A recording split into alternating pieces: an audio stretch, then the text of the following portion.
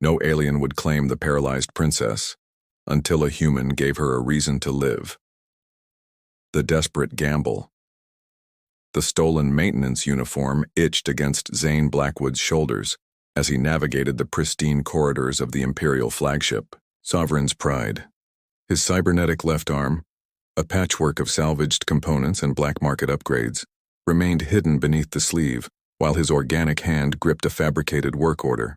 The document bore forged signatures that had cost him 3 months of credits, but accessing the ship's quantum core would net him enough to retire on some backwater moon.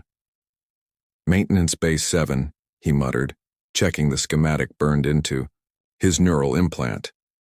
The ship's layout was a maze designed to confuse intruders, but Zane had spent weeks memorizing every corridor, every junction, every potential escape route. What he hadn't expected was the crowd.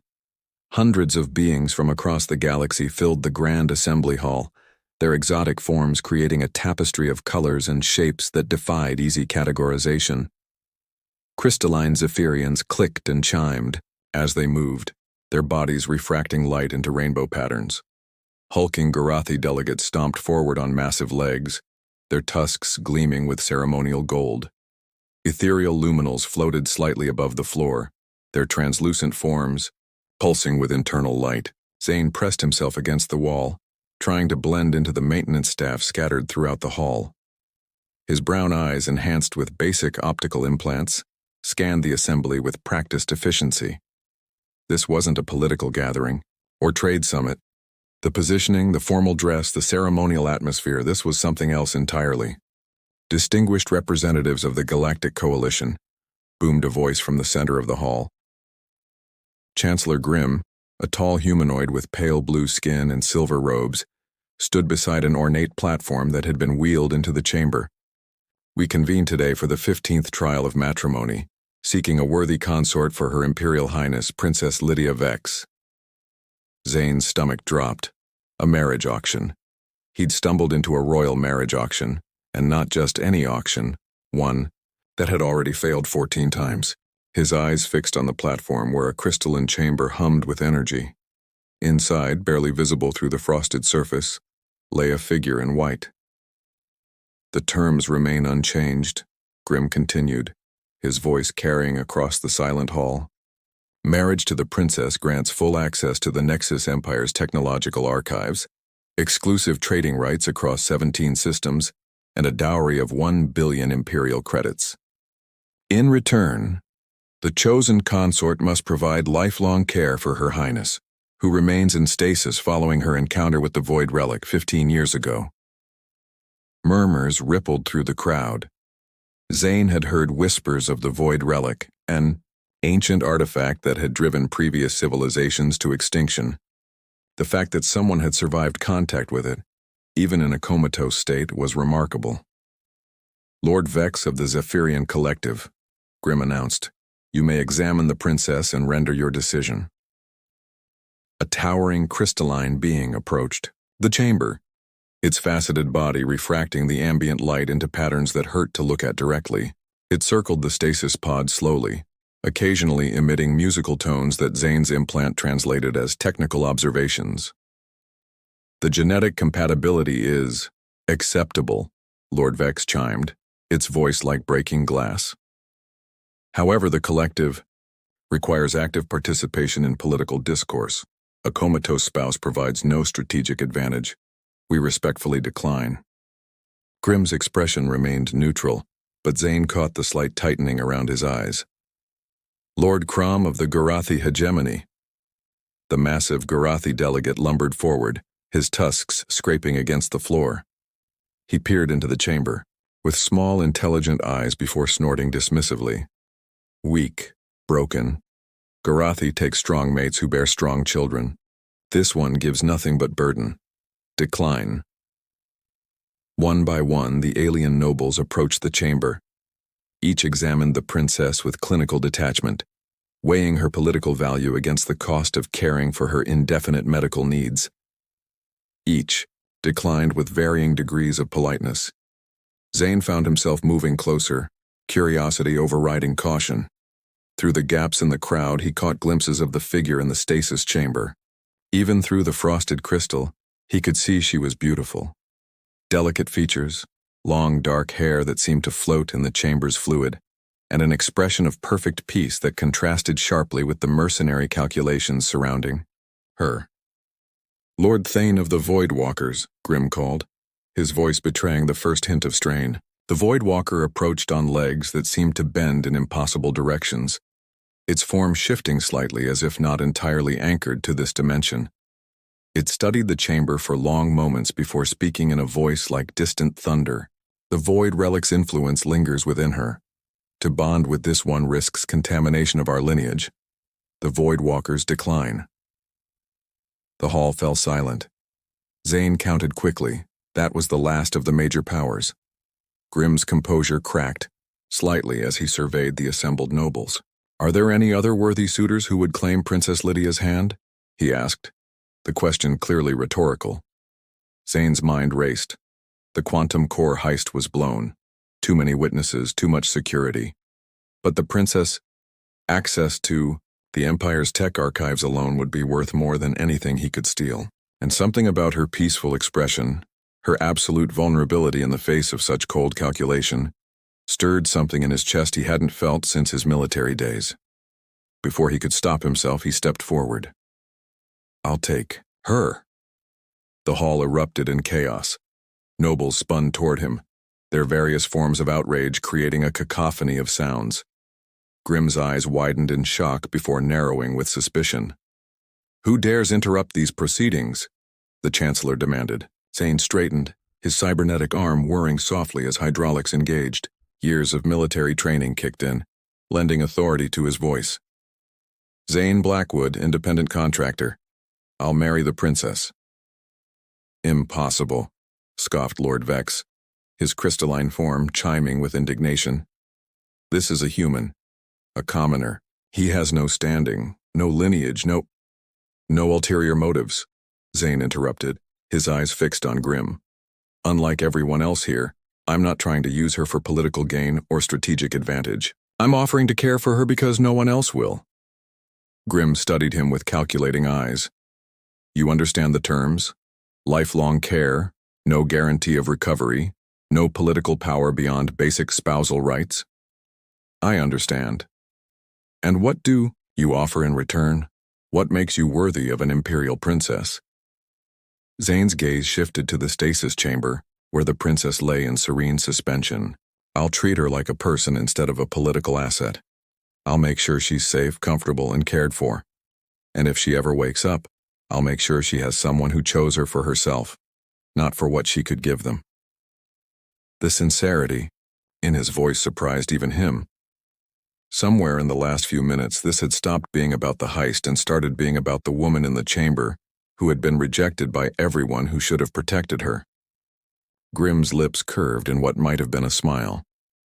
"The imperial marriage laws are clear. Any citizen of the galaxy may petition for the princess's hand, provided she, or in this case her guardian, accepts the proposal. As her father is deceased and she cannot speak for herself, the decision falls to the crown." He paused, studying Zane with renewed interest. "I find your offer intriguing. Princess Lydia has been rejected by 14 suitors over 5 years. Perhaps what she needs is not a political alliance, but genuine care."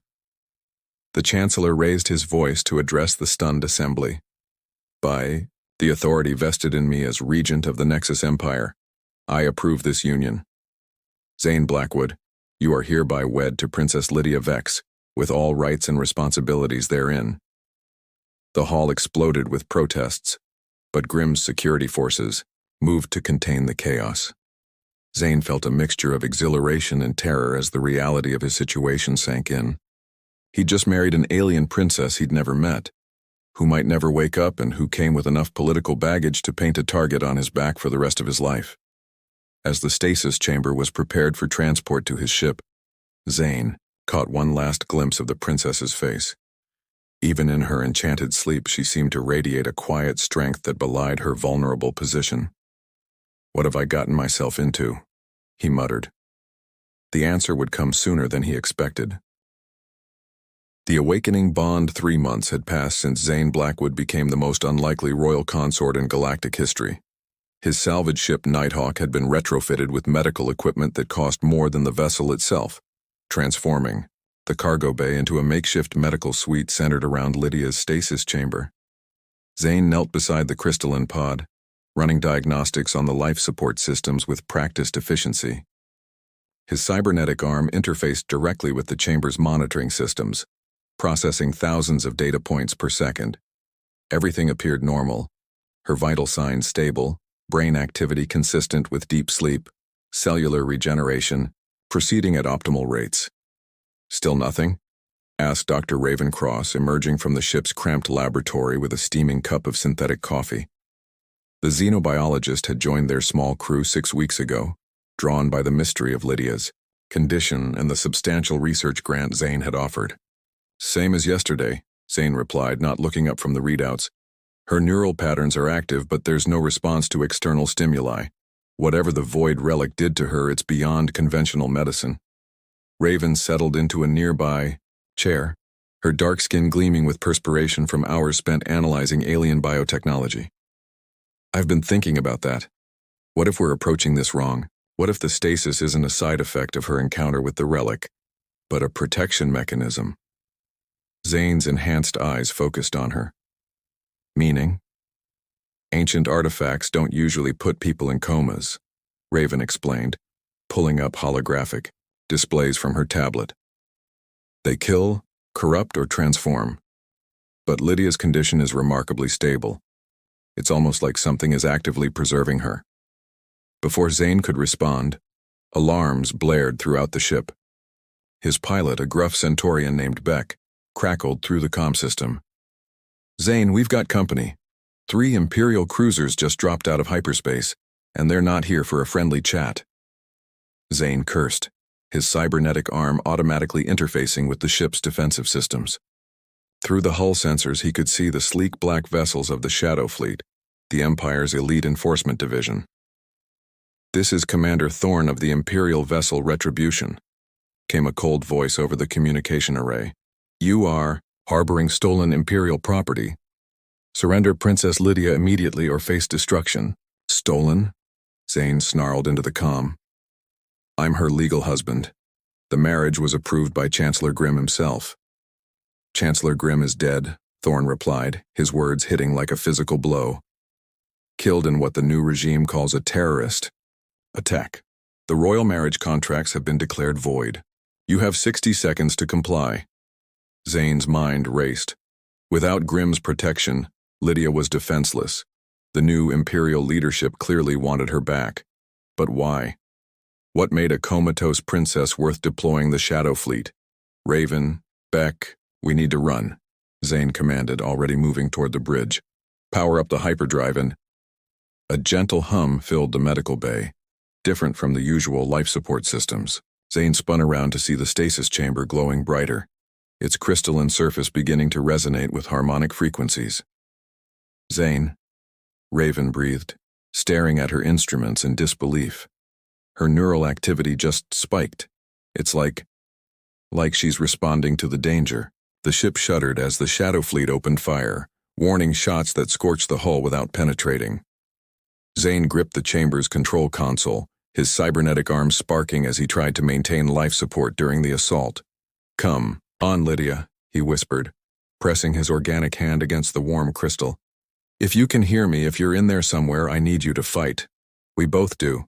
The stasis chamber's glow intensified, and for the first time in 3 months, Lydia's eyes moved beneath their closed lids. Her lips parted slightly, and the faintest whisper emerged from the chamber's speakers. "Zane." His heart stopped. "Did she just—" "Direct neural interface detected," announced a new voice. Not the ship's AI, but something older, more complex. "Consciousness transfer protocols activating. Welcome architect designation Lydia Vex." Raven's instruments went wild, as energy patterns unlike anything in known science cascaded through the chamber. "This isn't medical technology," she gasped. "This is something else entirely, something alive." The ship lurched violently as the Shadow Fleet's weapons found their mark. Hull breaches sparked across multiple decks, and the artificial gravity fluctuated wildly. Through the chaos, Lydia's voice grew stronger. The architect, it's been protecting me, teaching me. The void relic wasn't a weapon, it was a key to something the Empire's new masters desperately want. What kind of key? Zane demanded, fighting to keep the ship stable as more weapons fire hammered their defenses. To the source code, Lydia replied, her consciousness somehow reaching beyond the stasis chamber to touch his mind directly.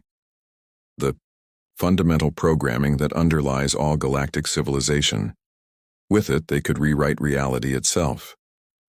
The stasis chamber began to crack, hairline fractures spreading across its surface as the energy within reached critical levels. Zane realized with growing amazement that Lydia wasn't trapped inside.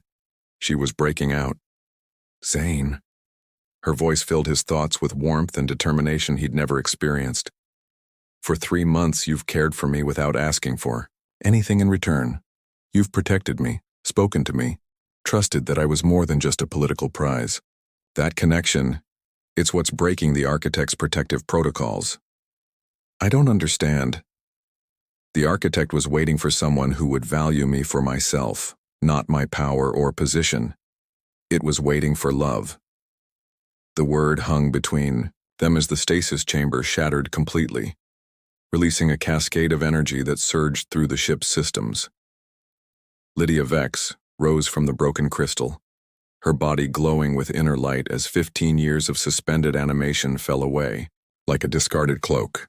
She was even more beautiful than Zane had imagined, tall and graceful with silver-streaked hair that floated as if underwater, and eyes like deep space filled with stars. But it was her smile, warm and knowing and completely focused on him, that took his breath away. "Hello, husband," she said, stepping out of the ruined chamber on steady legs. Before Zane could respond, Commander Thorne's voice crackled through the comm. "Princess Lydia, you will surrender immediately. The architect's knowledge belongs to the Empire." Lydia's expression hardened, and when she spoke, her voice carried harmonics that made the ship's hull ring like a bell. "The architect belongs to no one, and neither do I." She raised her hand, and the Shadow Fleet's ship simply stopped. Their weapons powered down, their engines went silent, their crews fell into peaceful sleep as Lydia's consciousness touched theirs through the quantum field that connected all sentient minds. "The Empire's new masters serve something dark," she explained to Zane, her hand finding his. "The same force that created the void relic millennia ago. The architect has been preparing for their return, and it chose me as its vessel." Through their joined hands, Zane felt the vast intelligence that now shared Lydia's consciousness. Ancient, beyond measure, wise beyond understanding, and utterly devoted to protecting the innocent. "What happens now?" he asked, marveling at how natural it felt to stand beside her, to be her partner in ways he'd never imagined. "Now we disappear." Lydia smiled, her consciousness already reaching out to pilot the ship through hyperspace coordinates that existed in dimensions beyond normal space. "The galaxy is vast, and there are worlds that need protection from what's coming. The architect and I have work to do." "We," Zane corrected, his cybernetic arm interfacing with her consciousness, as naturally as breathing. "We have work to do." As the Nighthawk vanished into hyperspace, leaving the disabled Shadow Fleet behind, Lydia leaned against Zane's shoulder. For the first time in 15 years, she was truly awake. And for the first time in his life, Zane Blackwood knew exactly where he belonged. "Thank you," she whispered into his mind, her consciousness intertwining with his in ways that made conventional marriage seem quaint by comparison. "For what?" "For seeing me when everyone else saw only what I could give them, for choosing love over politics, for being the reason I could finally come home." In the depths of space, their ship carrying them toward adventures unknown, Zane Blackwood held his wife close and smiled. He'd set out to steal technology and ended up stealing a princess's heart, only to discover she'd stolen his in return. The rejected crown had found its rightful place at last.